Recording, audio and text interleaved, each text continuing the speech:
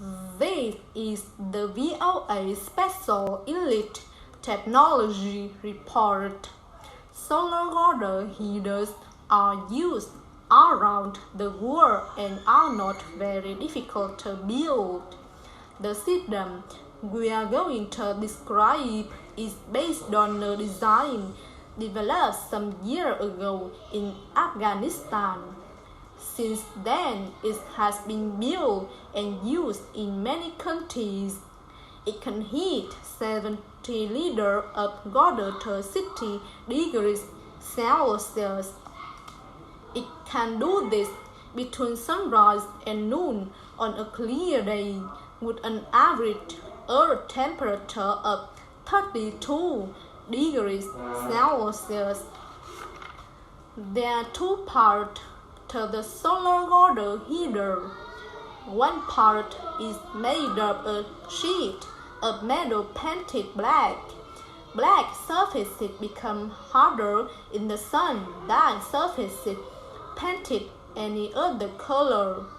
This black metal plate is called the collector.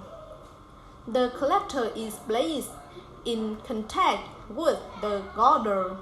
There are several kinds of metal sheets that can be used for the collector. Corrugated metal you work very well. Corrugated sheets are often used as roofs on housing. When the water is heated, it is kept of good insulation material. This allows the water to stay warm for a long time. The second part of the solar water heater holds the water for the system. This storage tank can be a container that holds about 100 liters. Two rubber pipes are attached to the water storage tank. One pipe lets water flow into the system.